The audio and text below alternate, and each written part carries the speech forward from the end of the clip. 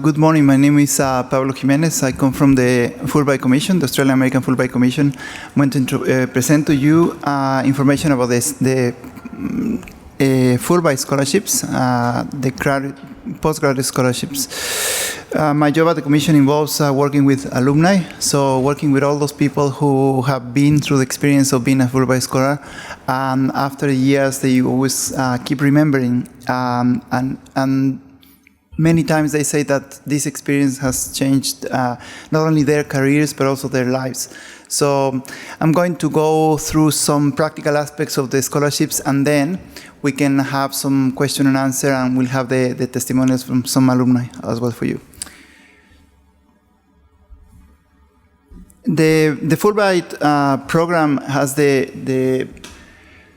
idea to promote the binational relationship between Australia and the United States here in Australia. It is the leading program of exchange, cultural exchange between Australia and the US, and also probably the largest scholarships program in the world. It is present in about 160 countries. The Fulbright program started in 1946, and it was proposed by Senator Fulbright. He had the idea that after the experience of the Second World War, maybe there had to be a different way of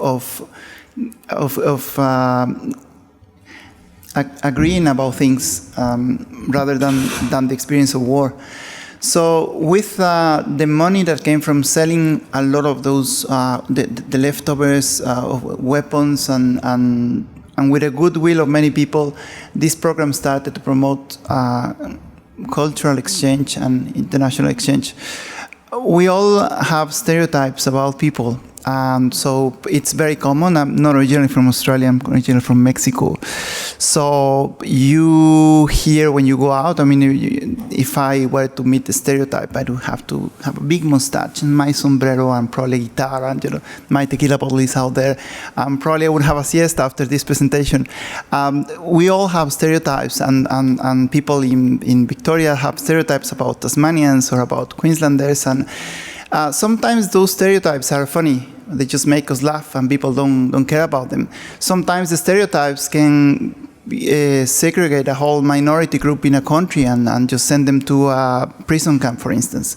Sometimes stereotypes can make two countries go to war and just continue the war over and over for many years. So once the core intuition is if you get to meet people from a different country, a different culture, and you actually work together with them, and you meet them as human beings, then a lot of the stereotypes go down, and you are able to break some of those barriers that are artificially created sometimes. And this is my take on the main intuition of the whole Fulbright program. This is what started in 1945.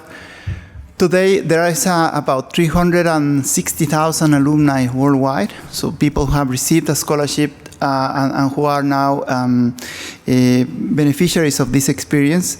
And there are about 50 Fulbright commissions in different countries.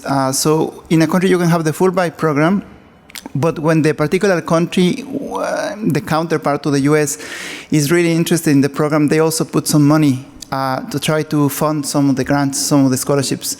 And that is the case with Australia. Australia has always been interested, and the program started here in 1949, very soon after the whole Fulbright program was created. Of course, speaking about stereotypes, we're always on our heads with New Zealand to prove that we were first than New Zealand, and they say no, we were first. But so we will. I didn't put information here just to avoid any problem. But we were one of the first programs in the world for the Fulbright program. The commission here has a board of 10 members, 5 Americans and 5 Australians, and they take all they make all the decisions about where the Fulbright program is going and how it's going to be developed a long time.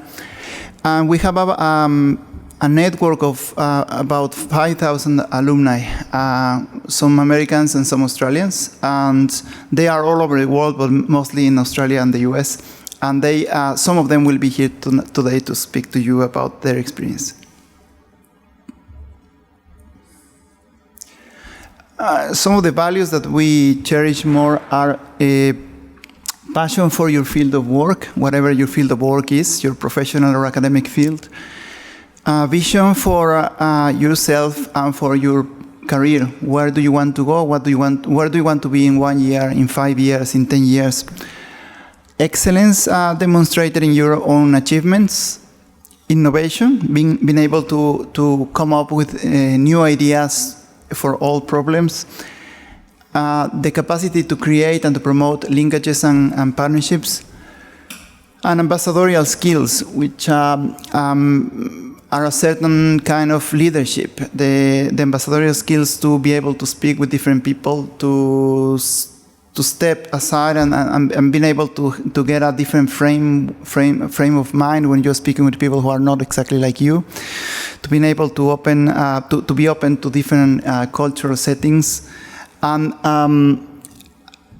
to care beyond yourself for your community, for those around you, for your country, and for the world.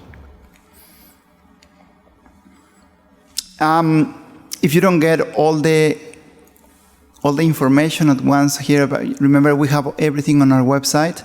Our website is updated regularly, so you can always go there and get all the information. If there is something that you're not able to read, because some of these slides are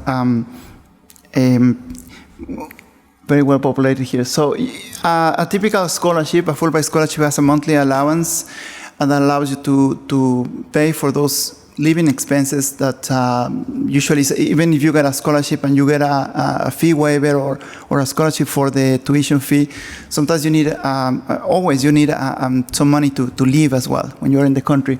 So this is the main purpose of the Fulbright scholarship, to help you with your living expenses. There's a travel allowance as well for you to go to the US and come back. In certain cases, there is a dependence allowance for some of the scholarships, not for all of them. We have an insurance to help you, especially when you're away from the country, and to cover any problem you might have.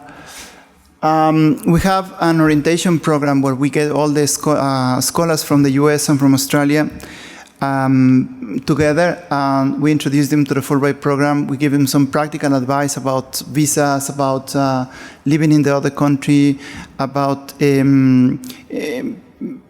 many of the aspects of the practical opportunities that you can have. For instance, for enrichment, while you are in the US, you can apply for some grants to help you travel from one city to another and attend a conference, for instance. And there's a similar opportunity for Americans in Australia. And yes, we have a total package in the case of the postgraduate scholarships of about $40,000 Australian dollars.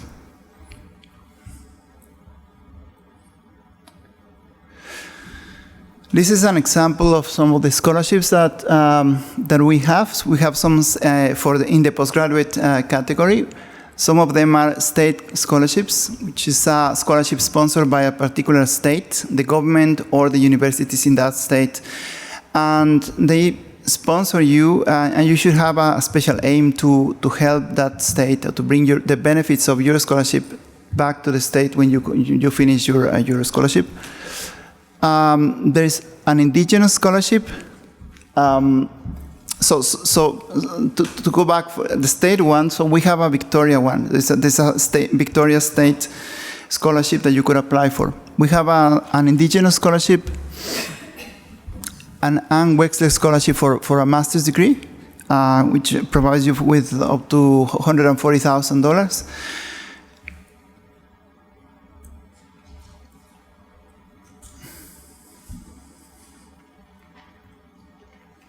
If in the question time, if you have any questions regarding any of these scholarships, I'd be happy to go over them.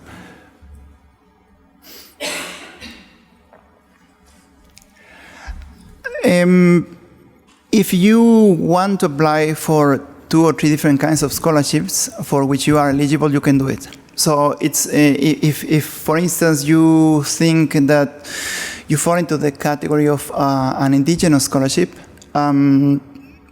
because of your connections and because of your you want to identify yourself as indigenous, because there is a community recognizing you as indigenous and so on. But also you want to apply to the state scholarship, to the Victoria one, for instance.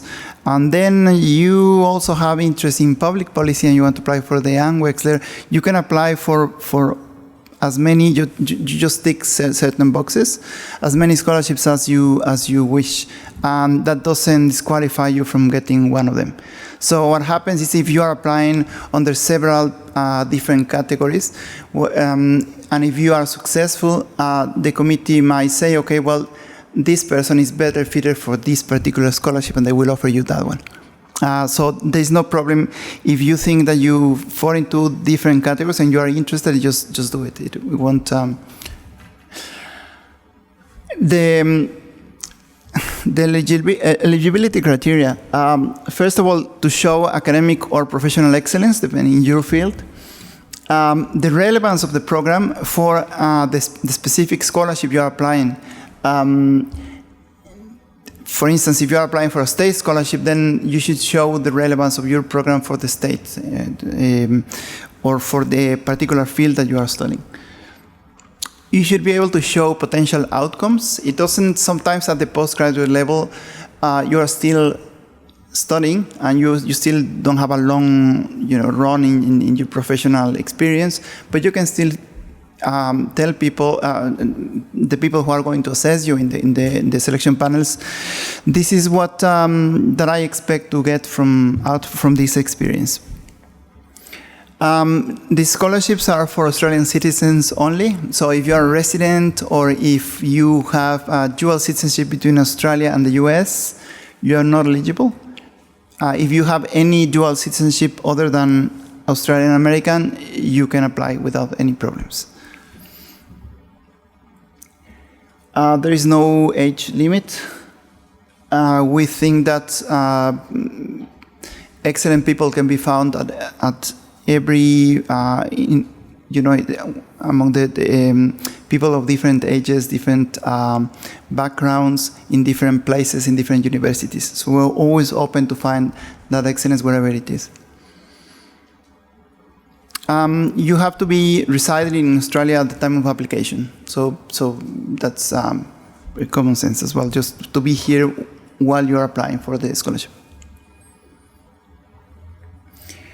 For the application process, there are 2 important elements there. One of them is the project proposal. So you have to outline what you want to achieve during your studies, during your scholarship period. You must make a personal statement as well, because we're not interested only in a number or in some result, but we're interested in the person. What sometimes distinguishes a Fulbright scholar is not only that they are capable of studying something, but what they are as persons. We're very interested in this leadership. They will be ambassadors in the sense that they will represent Australia when they go to the US, or the US when they come to Australia. They will also represent the Fulbright program in 10 years or in 20 years or in 30 years. So people who see someone like that will say, okay, that's a Fulbright scholar. And so we are very interested in the kind of person that you are. And the personal statement is addressed to that. You need a host institution letter of support. And then copies of the relevant documents. Because we use a system that is used across several countries, it's all of them. It's an online system called Embark. If you have to follow the promptings of the system and click, to finish the application. If you don't do something like that, then we cannot modify the application, the system. So it's important that you follow the instructions and just check that all the information is there before you click, and click on time as well.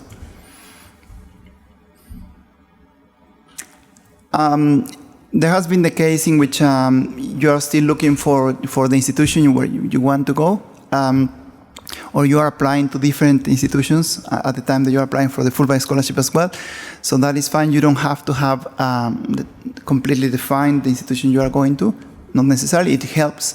But if you haven't defined that, you can still apply for the Fulbright Scholarship and say, these are the places I have applied for and these are the places I want to go.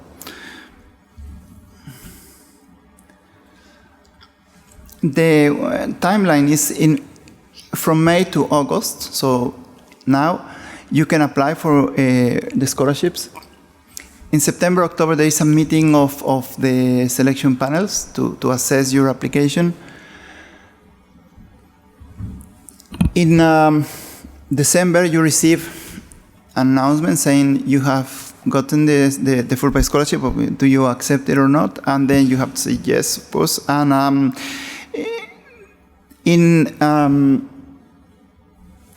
it's not there, but in February or March, there is the orientation program where you receive the final training for all what you need for your for your scholarship period, and then between July and June of the next year, you have to take a scholarship and just use it.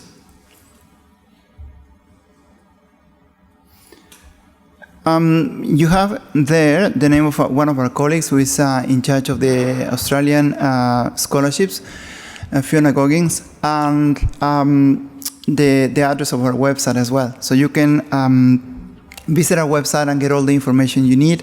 There is if you go to our website, there's a section of Australian applicants, Australian scholarships, and so you can go there and look at all the opportunities that you can, all the scholarships you can apply for, and see the deadlines as well. We're very happy to respond to any questions you may have.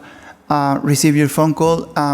Usually, because sometimes there are many inquiries, we request you to visit the website first. Many times the website has the information that you need, but if not, we're always happy to receive a phone call or an email from you and respond as soon as we can. Now, I would like to call.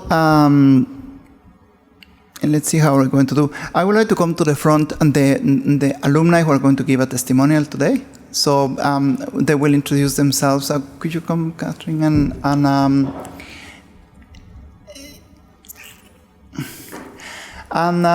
Yeah. So maybe we'll share the podium because because this is being recorded. So right. Now, so I'm just going to ask her a few questions, ask Kathy a few questions, and after that we'll open the floor for general questions from anyone. So could you please introduce yourself and tell us what is your relationship with Fulbright? Okay, hi everyone. My name's Catherine Field. I'm a medical doctor and I was a Fulbright Postgraduate Scholar in 2012 and 2013. So I'd completed my medical training and I was doing a bit of other research here at Melbourne Uni, and then went and did a Masters of Public Health at Harvard. It was, I think, hands down one of the best experiences ever. It was one of those times where every day you'd wake up really, really excited about the day ahead, and I had a really wonderful time, and I would highly recommend you applying if you're interested. So that's essentially what I did, Masters of Public Health. I was interested in clinical research, looking at outcomes for patients with cancer. So I'm interested in cancer research. So I did that degree because I was interested in trying to bring some of the things that I learnt back to Australia and further my own research opportunities. But it's so much more than the actual degree or the course that you do. It's the whole experience that's wonderful. So that's a bit of an outline of myself. Thank you. Could you tell us what was the most difficult thing that you found during the application process? So I suppose the main thing was that it took quite a bit of time, I suppose. Nothing was particularly difficult, but you need to be dedicated to go through the application process, not just for the Fulbright Scholarship, but also sort of concurrently, you need to be looking at the universities that you're interested in. You need to look at all the requirements for those universities. And I also needed to study pretty hard for this exam called the GRE exam, which took me back to high school maths, which I hadn't looked at for a long time. So that was probably a bit challenging because I was working as well. You know, you've got your everyday life, and I also had to study a fair bit for that GRE exam. So that was perhaps the most difficult thing. But it was good, and I got through it, and it was fine at the end. Could you tell us about one or two people that you met there that were very interesting to you, or that were meaningful in what you were doing? So I met a lot of people. So in my particular course, there were people studying from all over the world, and people that I've still maintained good friendships with. So I suppose I was very inspired. There were a lot of people who were working in developing countries, doing pretty amazing projects, trying to improve health outcomes for people who are much less fortunate than ourselves. And so those people who I've maintained good friendships with are sort of an ongoing inspiration to me. So that would be the people that I would think of mostly. You just meet a big variety of people from all over the world, and you realise that there are a lot of people, young people, older people, heaps of people doing amazing stuff all over the world, and it's just really generally inspiring.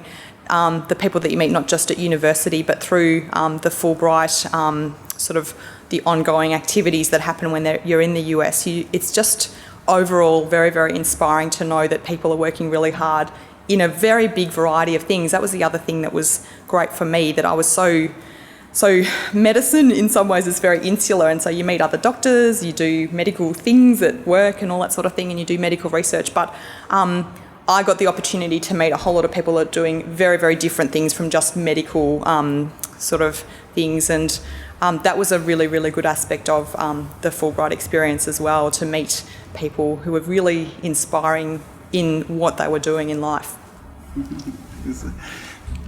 Do we have any other panelists that I have missed? No? Okay. Another question I wanted to ask you is,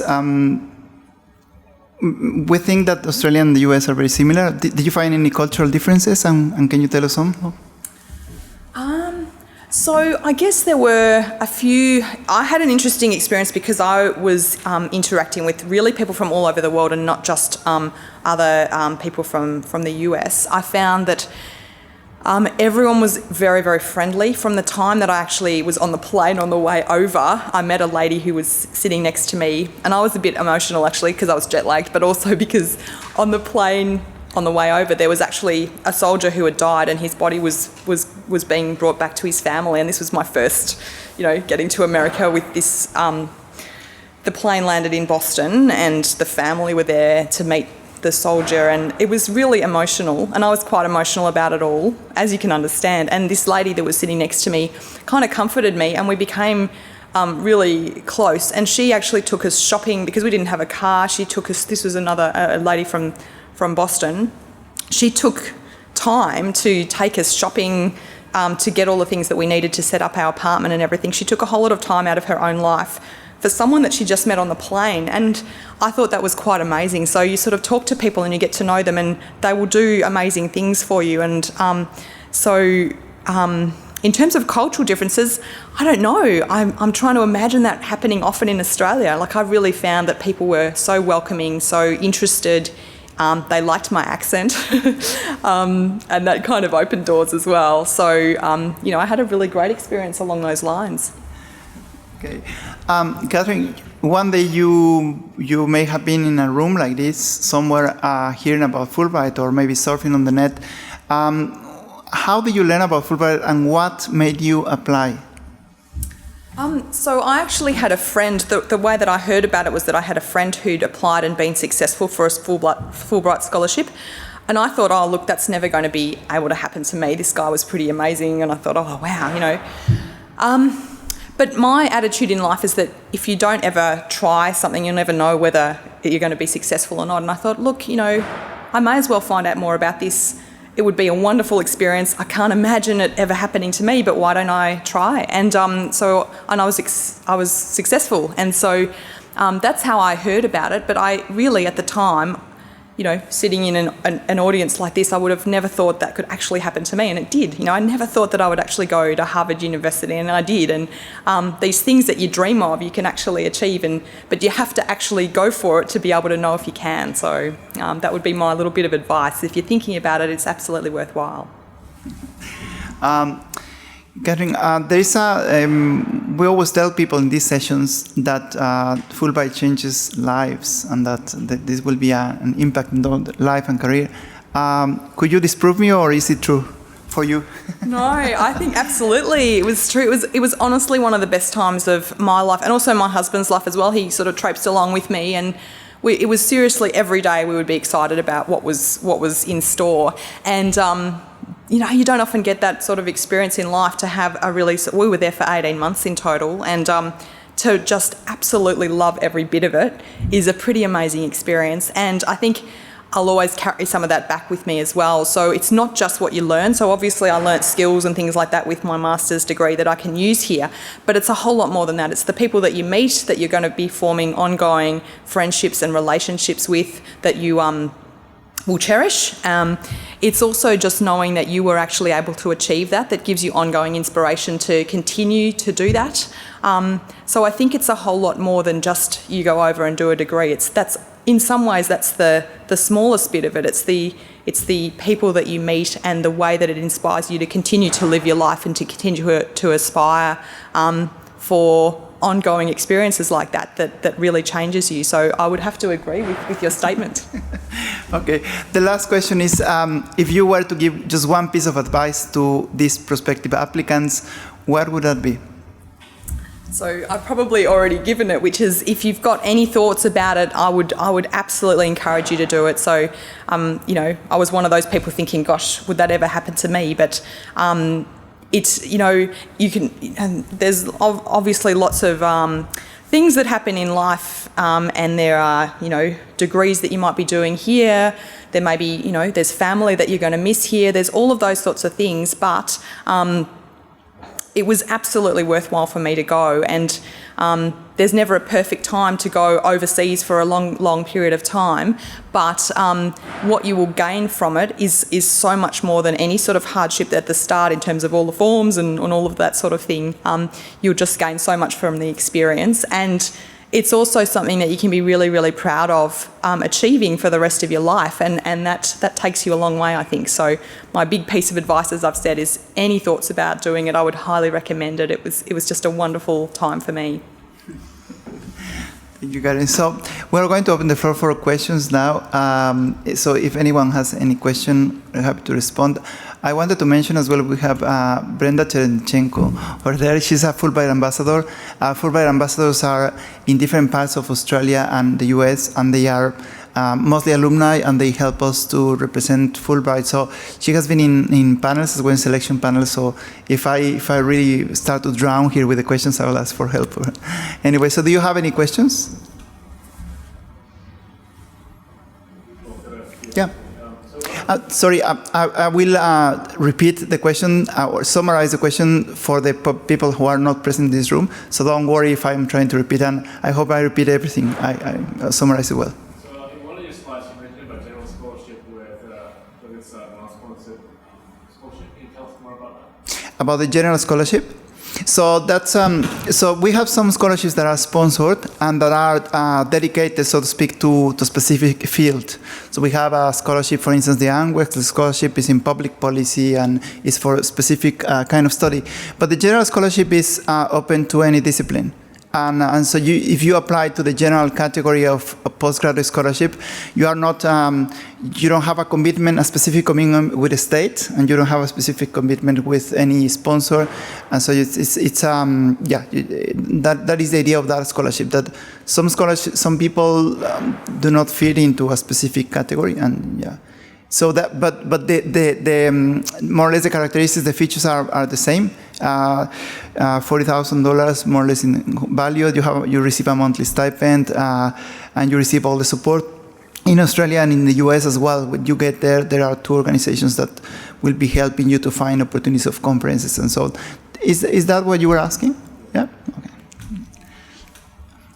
Any other question? Yes. Yes, no problem. The first one is it possible to apply for a Fulbright scholarship if you're currently already doing have a scholarship in Australia, or is it something you have to go overseas and study in Australia? No. For instance, you are doing your PhD now here, and so you can actually. I'm just going to the first one. You can actually postpone, and that's many of our awardees do that. They postpone their study. So if you are on an APA scholarship, so there is an arrangement with the Australian government, because our co-chairs are the Australian government and the Prime Minister and the US Ambassador. So the governments are really involved in Fulbright, and so you could suspend your scholarship for a few months, go there with the Fulbright scholarship, and then come back and continue your study. So for those of you who have studied a PhD, you know how valuable it is to get a few months of oxygen. The clock stops clicking for a moment, and then you get there, you do your Fulbright experience, and then you come back and continue writing. Yeah. So even if what you're intending to do in the USA fits within your PhD, you still need to pause your Australian. Yeah, no, you don't have to pause it. You can, but the thing is, you cannot be receiving two sources of funding at the same time, because one of our main sponsors is the Australian government.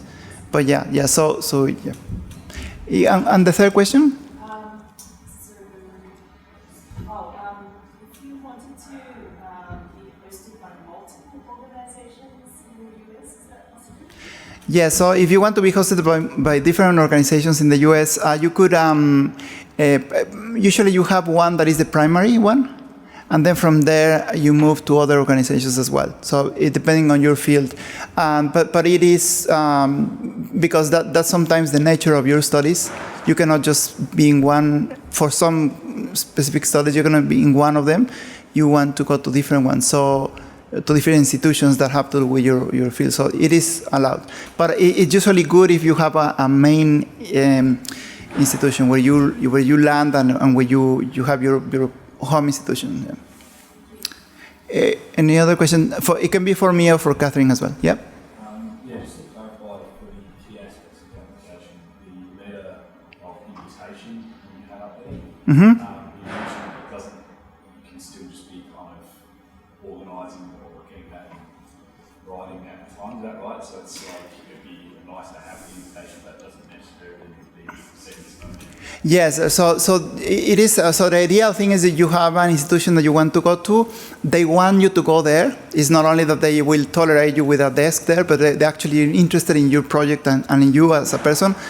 But sometimes you don't have that. And I remember, like last year, it was one of our students wanted was applying to 3 or 4 different universities. In the end, she got acceptance for 3 of them, I think. But at the moment when she was applying, she still didn't know the answer. So, and because of that, you cannot have the letter. So in the postgraduate scholarship, that can happen, that's fine. Yeah, can you tell us about this? So I knew that I wanted to do a master's in public health, but I wasn't sure where. So I applied for several universities, and so I didn't know where I was going to go before I found out that I had the Fulbright scholarship. So I had to do a lot of the application process as well. I still wasn't sure whether I was going to get a scholarship or not. So you have, and I would say, it's good not to put all your eggs in one basket and assume you're going to go to one university. I applied for several, and I was kind of applying for the Ivy League sort of universities, which had the good degrees and everything. So I really wasn't sure of the chances of getting in, and then I was doing that GRE exam at the same time. So at the time I had the Fulbright scholarship, I still didn't know where I was going to get into and also where I was going to choose. So I ended up getting accepted to several universities and then eventually chose one. But that was well after I knew that I was going to get the scholarship, and that was all fine. So. Any more questions? Yes? One of the slides mentioned going to the US as a visiting research student as opposed to doing a full degree program Yes. in the US. So that would be your proposed course of study. How would it work if, say, you wanted to work specifically with one or two people that might be at universities as opposed to being in the program.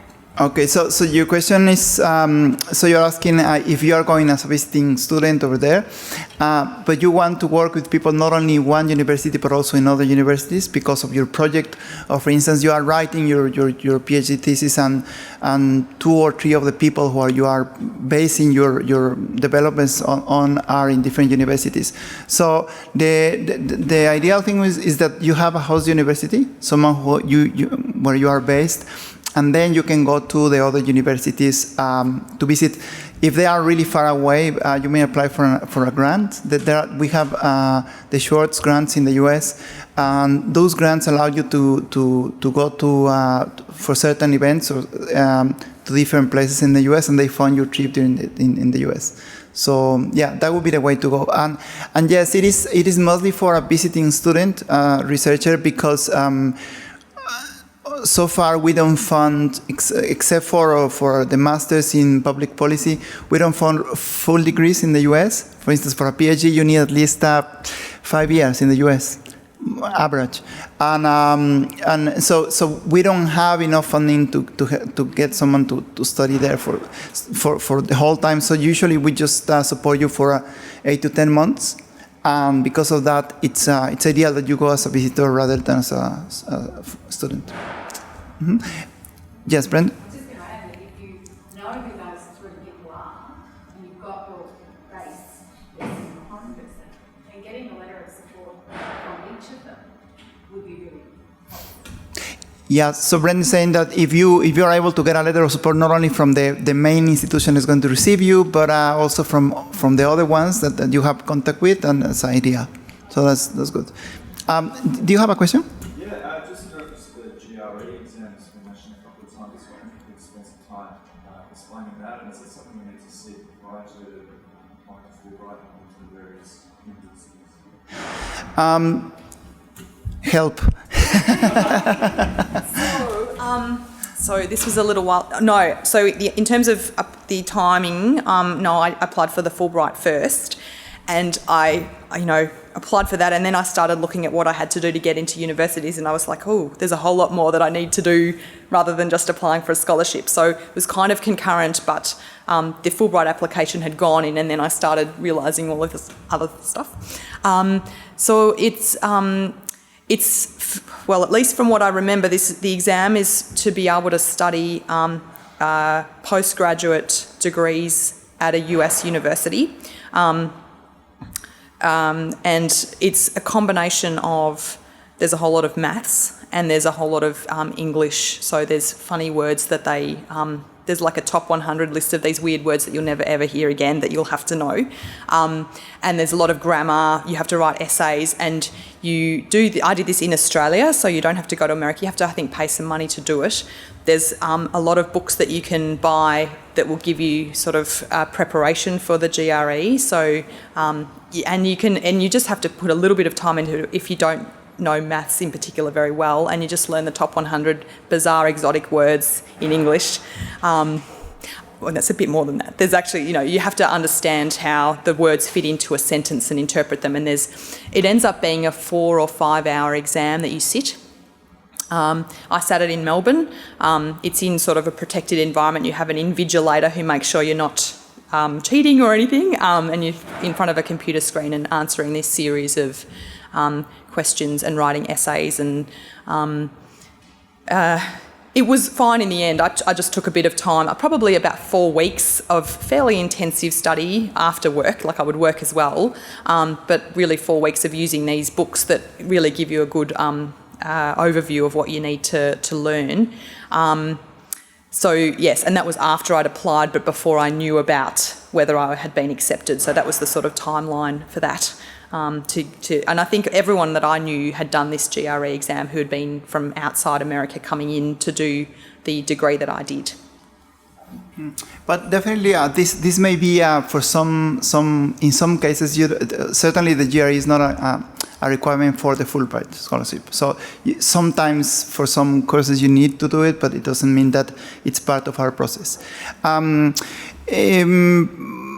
Our director, Dr. Ruthly Martin, is back there. She was trying to hide from me, but I can see her, and so she's here as well. And if there is any other question before we close the session, yeah, please. I've got one last question. Yeah. I'm a final year MD, and I'm interested in doing clinical research. I'm wondering, I've heard that there's some restrictions around what kind of clinical research you can do and what you can be involved in. Is that true, and what are the restrictions? So it depends on where you're going to go. So different states in the US have different kind of restrictions. I was interested, I was mainly doing my uni stuff, but I was also interested in seeing what happens in US hospitals, and where my part of the uni was, it was right next to some really top hospitals. So there was Beth Israel, there was several, like the MD Anderson, a whole lot of amazing kind of cancer centres and everything. So I went along to multidisciplinary meetings and things like that. I introduced myself to some of the doctors, and I knew some people already, but also just lovely doctors who would take me around and show me the wards. And so clinical, if you're actually going to be involved seeing patients, that's a really different matter, and you can, but usually you're going to have your USMLE, which is another exam, and I haven't done the USMLE, so I didn't actually see patients while I was over there at all. But if you're going to be doing clinical research, I think it would just be a matter of, I don't think you would absolutely have to have your USMLE unless you were seeing patients. And then I don't know whether there's any other particular restrictions for research itself, but you'd probably need to know people within the hospital that you were interested in, and it would probably be a side thing. If you were doing anything at the university itself, it might be a side thing from that. Ruth, do you have any comment about this? Yes, there are restrictions on clinical contact with patients, and you can't actually have clinical contact. You could say if you want to remove where somebody has clinical contact and you're doing research, that's absolutely okay, but you can't do hands-on work with patients, and that's part of the restrictions of the J1 visa. So part of the restrictions to the J1 visa is not to have direct contact with clinical patients. Now I will invite you all to chat with Dr. Ruthly Martin, our director, with Fulbright Ambassador Brenda Cherenchenko here, with Catherine, Fulbright alumni, or with my colleague Tara Holly or myself, as we conclude this presentation. We can continue, and also with the scholar, Jana Suarez over there. So please feel welcome to continue the conversation. Thank you very much.